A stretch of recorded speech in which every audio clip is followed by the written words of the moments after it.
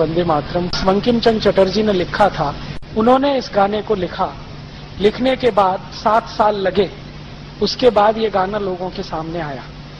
क्योंकि उन्होंने जब ये गाना लिखा उसके बाद एक उपन्यास लिखा, उसका नाम था आनंद मठ, उसमें इस गीत को डाला। वो उपन्यास छपने में 7 साल लगे। 1882 में यह आनंद मठ उपन्यास का हिस्सा बना वंदे मातरम, और उसके बाद जब लोगों ने उस उपन्यास को पढ़ा तो इसका अर्थ पता चला कि वंदे मातरम क्या है। आनंद मठ उपन्यास बंकिम चंद्र चटर्जी ने लिखा था अंग्रेजी सरकार के विरोध में, और अंग्रेजी सरकार को सहयोग करने वाले उन राजा महाराजाओं के विरोध में जो किसी भी जाति और संप्रदाय के हों लेकिन अंग्रेज सरकार को सहयोग करते। फिर उसमें उन्होंने बगावत की भूमिका लिखी और ये कहा कि अब बगावत होनी चाहिए, विद्रोह होना चाहिए, ताकि इस अंग्रेजी सत्ता को हम पलट सकें, और इस तरह से वंदे मातरम को सार्वजनिक गान बनना चाहिए, ये उन्होंने घोषित किया। उनकी एक बेटी हुआ करती थी बंकिम चंद्र चटर्जी की, जिसका अपने पिताजी से बहुत मतभेद था। मतभेद किस बात पर था? उनकी बेटी कहती थी कि आपने वंदे मातरम लिखा है, इसके शब्द बहुत क्लिष्ट हैं और बोलने और सुनने वाले की ही समझ में नहीं आएंगे, तो गीत को आप ऐसा सरल बनाइए जो बोलने वाले और सुनने वाले को समझ में आए। तो उस समय बंकिम चंद्र चटर्जी ने कहा कि देखो, आज तुम्हें लगता है कि ये क्लिष्ट है, लेकिन मेरी बात याद रखो, थोड़े दिन के बाद ये गान भारत के हर नौजवान के होठों पर होगा, हर क्रांतिवीर की प्रेरणा बनेगा। उसके बाद हम सब जानते हैं कि ये घोषणा करने के लगभग 12 साल के बाद चटर्जी जी का स्वर्गवास हो गया, वो जीवित नहीं रहे। बाद में उनकी बेटी और परिवार के लोगों ने ये जो आनंद मठ पुस्तक थी जिसमें ये गान था, इसका बड़े पैमाने पर प्रचार किया। वो पुस्तक पहले बांग्ला में बनी, फिर बाद में उसका मराठी हुआ, हिंदी हुआ, तमिल, तेलुगु, कन्नड़, बहुत सारी भाषाओं में छपी, और उस पुस्तक ने क्रांतिकारियों में जोश भरने का काम किया। उस पुस्तक में क्या था? ये पूरी व्यवस्था का विरोध करें, क्योंकि ये विदेशी है, आताताई है, ऐसा वो सब था। उसमें बहुत सारी ऐसी जानकारियां थी जो लोग सुनकर उबलते थे, जानकर उबलते थे। अंग्रेजी सरकार ने बार बार इस पुस्तक पर पाबंदी लगाई, कई बार इसके बहुत सारे अंश काट छांट दिए, कई बार इसको जलाया गया, लेकिन पुस्तक की मूल प्रति किसी न किसी रूप में सुरक्षित रही, तो ये आगे बढ़ती रही। 1905 में अंग्रेजों की सरकार ने बंगाल का बंटवारा कर दिया। एक अंग्रेज अधिकारी था करजन, उसने बंगाल को 2 हिस्सों में बांट दिया, एक पूर्वी बंगाल, एक पश्चिमी बंगाल। पूर्वी बंगाल था मुसलमानों के लिए, पश्चिमी बंगाल था हिंदुओं के लिए। हिंदू और मुसलमान के आधार पर यह भारत का पहला बंटवारा था। तो भारत के कई सारे ऐसे लोग जो जानते थे कि आगे क्या हो सकता है, उन्होंने इस बंटवारे का विरोध किया, और बंग भंग के विरोध में एक आंदोलन शुरू हुआ। इस आंदोलन के सबसे प्रमुख नेता थे लाला लाजपत राय, जो उत्तर भारत में थे, बिपिन चंद्र पाल, जो बंगाल और पूर्व भारत का नेतृत्व करते थे, और लोकमान्य बाल गंगाधर तिलक, जो पश्चिम और मध्य भारत के बड़े नेता थे। इन तीनों नेताओं ने अंग्रेजों के बंगाल विभाजन के खिलाफ आंदोलन शुरू किया, और इस आंदोलन का एक हिस्सा था अंग्रेजों भारत छोड़ो, अंग्रेजी सरकार से असहयोग करो, अंग्रेजी कपड़े मत पहनो, अंग्रेजी वस्तुओं का बहिष्कार करो, और दूसरा हिस्सा था पॉजिटिव, कि भारत में स्वदेशी का निर्माण करो, स्वदेशी के पथ पर आगे बढ़ो। लोकमान्य तिलक ने इस आंदोलन को अपने शब्दों में स्वदेशी आंदोलन कहा। अंग्रेजी सरकार इसको बंग भंग विरोधी आंदोलन के नाम से कहती रही। लोकमान्य तिलक कहते थे ये हमारा स्वदेशी आंदोलन है। ये 6 साल चला। इस आंदोलन की ताकत इतनी थी कि अंग्रेजों के खिलाफ जो उन्होंने कहा वो पूरे भारत ने स्वीकार कर लिया। जैसे उन्होंने ऐलान किया कि अंग्रेजी कपड़े खरीदना बंद करो, करोड़ों भारतवासियों ने अंग्रेजी कपड़े पहनना बंद कर दिया, और उसी समय भले हिंदुस्तानी कपड़ा मिले, मोटा मिले, खादी का मिले, वही पहनना है। फिर उन्होंने कहा अंग्रेजी ब्लेड का बहिष्कार करो, तो भारत के लाखों नाइयों ने अंग्रेजी ब्लेड से दाढ़ी बनाना बंद कर दिया, वो उस तरह हिंदुस्तान में वापस लौटा। फिर लोकमान्य तिलक ने कहा अंग्रेजी चीनी खाना बंद करो, क्योंकि शक्कर उस समय इंग्लैंड से बनकर आती थी, भारत में गुड़ बनता था, तो हजारों लाखों हलवाइयों ने गुड़ डालकर मिठाई बनाना शुरू कर दिया। फिर उन्होंने अपील किया कि अंग्रेजी कपड़े से और अंग्रेजी साबुन से अपने घर को मुक्त करो, तो हजारों लाखों धोबियों ने अंग्रेजी साबुन से कपड़े धोना बंद कर दिया। फिर उन्होंने पुरोहितों को कहा कि आप शादी कराओ अगर लड़के लड़कियों की, तो उनके शरीर पर अंग्रेजी वस्त्र ना हो, तभी शादी कराओ, अगर वो अंग्रेजी वस्त्र पहनकर शादी करें तो शादियों का बहिष्कार करो। तो पुरोहित समाज ने सूट पैंट टाई पहनने वाले दूल्हों का बहिष्कार कर दिया। इतने व्यापक स्तर पर यह आंदोलन फैला। 6 साल के अंदर अंग्रेजी सरकार घबरा गई, क्योंकि उनका माल बिकना बंद हो गया। ईस्ट इंडिया कंपनी का धंधा चौपट हो गया। तब ईस्ट इंडिया कंपनी ने अंग्रेज सरकार पर दबाव डाला कि हमारा तो सारा धंधा ही खत्म हो गया है भारत में, अब हमको कुछ भी उपाय नहीं है, आप इन भारतवासियों की मांग को मंजूर करो। तो मांग क्या थी? एक मुख्य मांग थी कि बंगाल का जो बंटवारा किया है हिंदू मुसलमान के आधार पर, ये वापस करो। हमें संप्रदाय के आधार पर बंटवारा नहीं चाहिए। और आप जानते हैं कि अंग्रेजों की सरकार ने झुकना स्वीकार किया और 1911 में डिवीजन ऑफ बंगाल एक्ट कानून वापस लिया गया और बंगाल को फिर से एक किया गया। तब लोकमान्य तिलक को यह समझ में आ गया कि अंग्रेजों को झुकाना है तो इनका बहिष्कार ही सबसे बड़ी उपाय है और ताकत है। ये 6 साल जो आंदोलन चला 1905 से 1911, इस आंदोलन का मूल मंत्र था वंदे मातरम। ये जितने कार्यकर्ता थे, लोकमान्य तिलक, लाला लाजपत राय, विपिन चंद्र पाल के साथ काम करने वाले, उनकी संख्या 1 करोड़ 20 लाख से ज्यादा थी। वो हर कार्यक्रम में वंदे मातरम का उद्घोष करते थे। कार्यक्रम की शुरुआत में वंदे मातरम गाते थे, कार्यक्रम के अंत में भी वंदे मातरम गाया जाता था।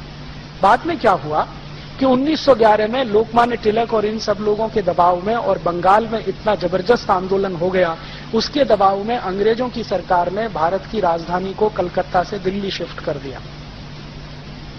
अंग्रेजों को ऐसा लगता था कि अब हम कलकत्ता में सुरक्षित नहीं है, क्योंकि बंगाल इस आंदोलन का केंद्र था। तो उन्होंने अपने को सुरक्षित करने के लिए कलकत्ता से भागकर दिल्ली में शरण ली और 1911 में दिल्ली भारत की राजधानी बन गई। उसके बाद अंग्रेजों ने एक दूसरा काम किया कि भारत के लोगों को शांत करने के लिए, जो अंग्रेजों के खिलाफ विद्रोह से भरे हुए थे, अंग्रेजी राजा को भारत में आमंत्रित किया। जॉर्ज पंचम भारत में आया सन 1911। और जब जॉर्ज पंचम भारत में आया तो इन अंग्रेज अधिकारियों ने जॉर्ज पंचम के स्वागत के लिए एक गीत लिखवाया और उस गीत का नाम है जनगण मन अधिनायक जय भारत भाग्य विधाता। क्योंकि इस गीत के सारे शब्द अंग्रेजी राजा जॉर्ज पंचम की स्तुति का गान है।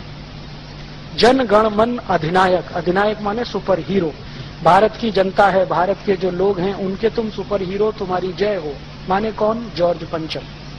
इस गीत को जिन्होंने लिखा वो थे श्री रविन्द्रनाथ टैगोर। और रविन्द्रनाथ टैगोर की लिखी हुई एक चिट्ठी मेरे पास है, जो कभी समय आने पर मैं टीवी चैनल के माध्यम से पूरे देश को दिखाने वाला हूं। उस चिट्ठी में उन्होंने अपने बहनोई को लिखा है, जो थे सुरेंद्रनाथ बनर्जी और लंदन में रहते थे, ICS ऑफिसर थे। उनको उन्होंने लिखा है कि ये गीत मेरे ऊपर अंग्रेज अधिकारियों ने दबाव डलवा कर लिखवाया है, वंदे मातरम के पैरेलल। क्योंकि उस समय भारत में हर जगह उद्घोष था वंदे मातरम का, हर क्रांतिवीर गाता था वंदे मातरम। और इस वंदे मातरम को और ज्यादा लोकप्रियता तब मिली जब भारत का सबसे कम उम्र का क्रांतिकारी खुदीराम बोस फांसी के फंदे पर चढ़ा तो वंदे मातरम कहते हुए चढ़ा। उसके बाद तो सभी क्रांतिकारियों ने इसको बना लिया कि फांसी पर जाएंगे तो वंदे मातरम गाएंगे। वो चाहे भगत सिंह हो, चाहे अशफाक उल्लाह हो, चाहे ऊधम सिंह हो, चाहे शशीन्द्रनाथ सान्याल हो, चाहे कोई भी हो, सबने फांसी पे चढ़ने को स्वीकार किया वंदे मातरम के घोष से। अंग्रेजों को इससे बहुत चिढ़ होती थी, तो अंग्रेजों का ये कहना था कि इसके पैरेलल कोई गाना प्रचारित किया जाए। और उस समय 1911 में आपको मैं ऐतिहासिक जानकारी दे रहा हूं कि रविन्द्रनाथ टैगोर का परिवार अंग्रेजों के बहुत नजदीक था। रविन्द्रनाथ टैगोर के परिवार के ज्यादातर लोगों ने अंग्रेजी ईस्ट इंडिया कंपनी में काम किया। उनके बड़े भाई जो अवनींद्रनाथ टैगोर थे, वो ईस्ट इंडिया कंपनी के बहुत सालों तक कलकत्ता डिवीजन के डायरेक्टर रहे। काफी पैसा उनके परिवार का ईस्ट इंडिया कंपनी में लगा था। तो अंग्रेजों से बहुत सहानुभूति थी रविन्द्रनाथ टैगोर की। ये सहानुभूति खत्म हुई 1919 में, जब जलियांवाला बाग हत्याकांड हुआ। और गांधी जी ने रविन्द्रनाथ टैगोर को गाली देते हुए कहा कि अभी भी तुम्हारे आंखों से अंग्रेजियत का पर्दा नहीं उतरता तो कब उतरेगा? तुम अंग्रेजों के इतने चाटुकार कैसे हो गए? तुम इनके इतने समर्थक कैसे हो गए? आप जानते हैं 1911 में ये गान जब लिख दिया तो उन्होंने अपने बहनों को कहा कि ये गान तो मैंने अंग्रेजों के कहने पर लिखा है, शब्दों का अर्थ अच्छा नहीं है, इसलिए कृपया इसको न गाया जाए तो अच्छा है। लेकिन अंत में एक लाइन लिख दिया कि ये चिट्ठी किसी को न दिखाएं, क्योंकि मैं सिर्फ आप तक ये सीमित रखना चाहता हूं, कभी मेरी मृत्यु हो जाए तो जरूर सबको बताएं। 1941 में रविन्द्रनाथ टैगोर की मृत्यु हो गई। तब बनर्जी साहब की कृपा से ये चिट्ठी लोगों के सामने आई, उसकी एक कॉपी मेरे पास भी है, और उन्होंने पूरे देश को कहा कि जनगण मन को ना गाया जाए। उसी बीच में कांग्रेस पार्टी थोड़ी उभर चुकी थी और एक बड़ा संगठन बन चुकी थी। कांग्रेस में जब तक लोकमान्य तिलक थे, लाला लाजपत राय थे, विपिन चंद्र पाल थे, तब तक वंदे मातरम ही गाया गया। बाद में आप जानते हैं कि लोकमान्य तिलक का कांग्रेस के नेताओं से मतभेद हुआ, और कांग्रेस के नेताओं में उनका सबसे ज्यादा मतभेद हुआ पंडित मोतीलाल नेहरू के साथ, क्योंकि मोतीलाल नेहरू जी की योजना ये थी कि अंग्रेजों के साथ कोई संयोजित सरकार बने, कोलिशन गवर्नमेंट, और उसके लिए वो बार बार कहते थे। और लोकमान्य तिलक कहते थे कि अंग्रेजों के साथ मिलकर सरकार बनाना तो भारत के लोगों को धोखा देना है। तो इस मुद्दे पर मतभेद था, तो ये कांग्रेस से निकल गए। तो फिर इन्होंने एक गरम दल बनाया। तो कांग्रेस के दो हिस्से हो गए, एक नरम दल, एक गरम दल। गरम दल के लीडर लोकमान्य तिलक, लाला लाजपत राय, विपिन चंद्र पाल, ये सब बड़े कांग्रेस के लीडर थे। तो ये हर जगह वंदे मातरम गाते थे। फिर ये नरम दल वाले ज्यादातर अंग्रेजों के साथ रहते थे, अंग्रेजों की कहना, अंग्रेजों की सुनना, उनके नजदीक जाना, उनकी मीटिंगों में शामिल होना वगैरह वगैरह, और वो हर समय अंग्रेजों से समझौते के मूड में रहते थे। तो जब 1911 में ये गाना लिख दिया तो ये नरम दल वालों ने इस गाने को गाना शुरू कर दिया। कई बार ये गरम दल वालों को चिढ़ाने के लिए गाना गाया करते थे। बाद में क्या हुआ, कांग्रेस के बड़े बड़े अधिवेशन हुआ करते थे, उनमें ये बहुत बहस होती थी कौन सा गाना गाया जाए। तो वंदे मातरम पर सबकी सहमति होती थी, लेकिन नरम दल का छोटा सा एक गुट था जो अंत में फिर जनगण मन गा लेता था। बाद में क्या हुआ कि ये नरम दल के कुछ खुराफाती लोगों ने एक वायरस छोड़ दिया, और वो वायरस ये छोड़ दिया कि ये मुसलमानों को नहीं गाना चाहिए क्योंकि इसमें बुत परस्ती है, माने बुत की पूजा है। मुसलमानों को आप जानते हैं कि बड़ा करंट लगता है ये सुनते ही, तो बिना सोचे समझे उनको करंट दौड़ गया।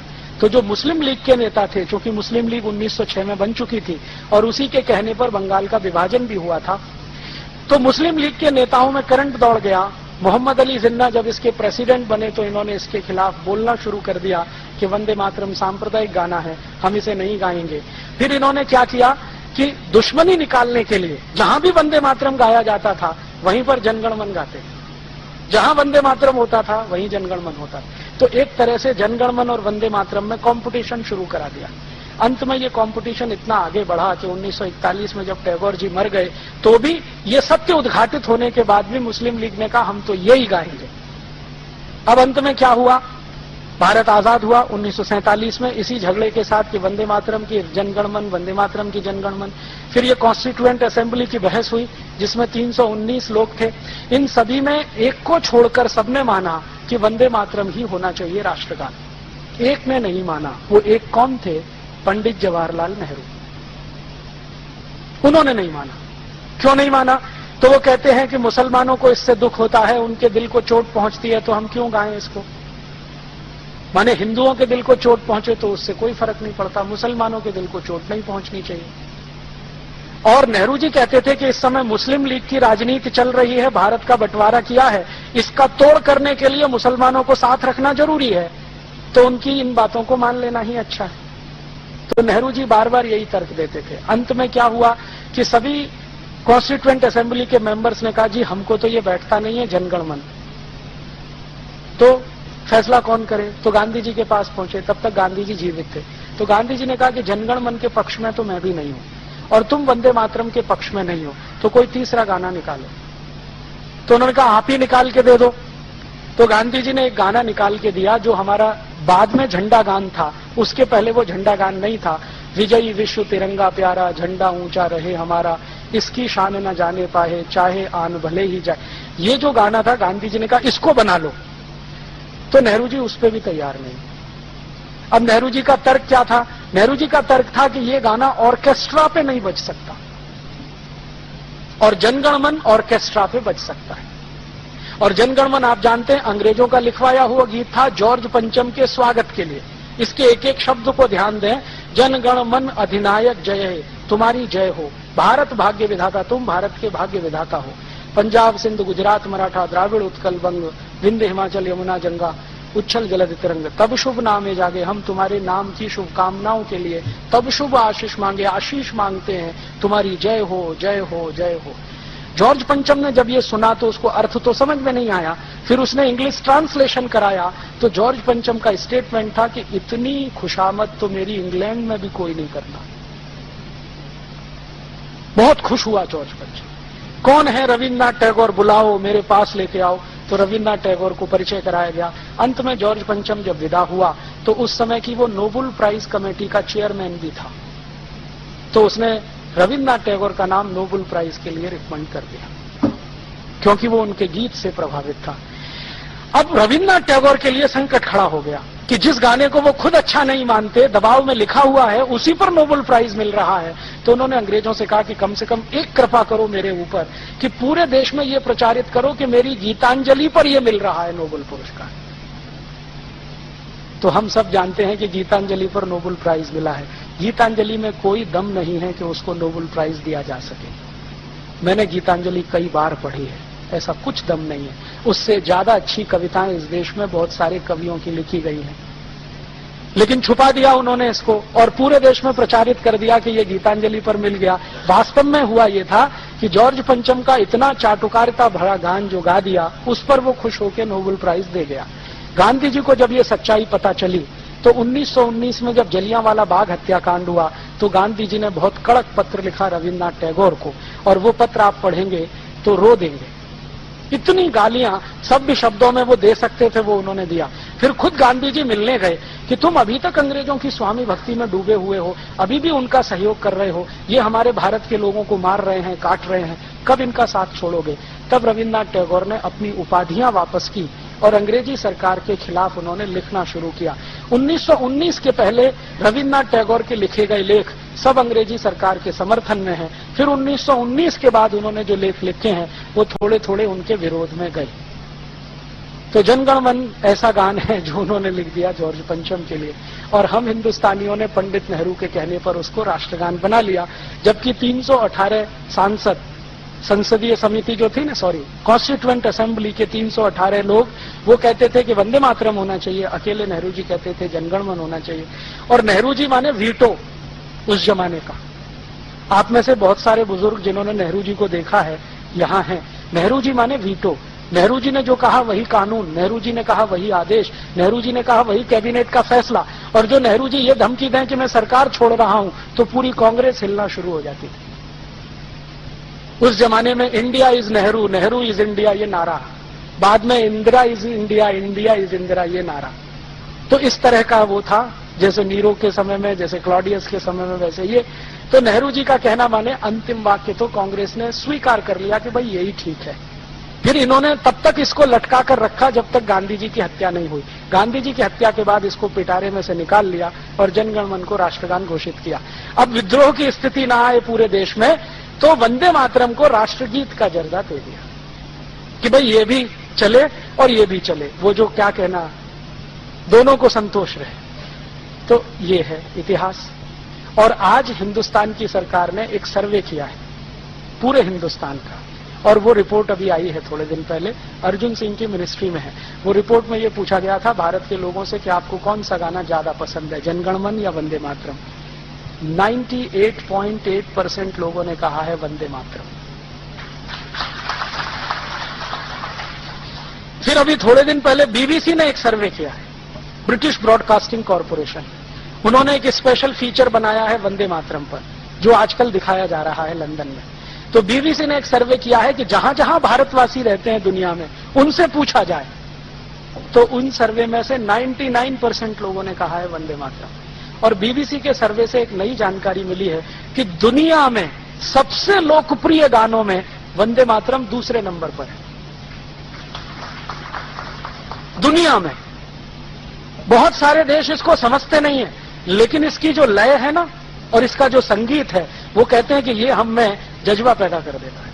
इसमें संगीत और लय देने का काम किया था पंडित विष्णु दिगंबर पलुस्कर ने। बहुत बड़े संगीतज्ञ थे, हम सब जानते हैं। विष्णु दिगंबर पलुस्कर ने इसकी लय बनाई, और इसमें ये जो आज जिस लय में हम गाते हैं ना, ये उनकी दी हुई है, विष्णु दिगंबर पलुस्कर की। उन्होंने ये लय बनाकर गाना शुरू किया, और बीच में जो संगीत भरा गया है वो भी उन्हीं के समय का है।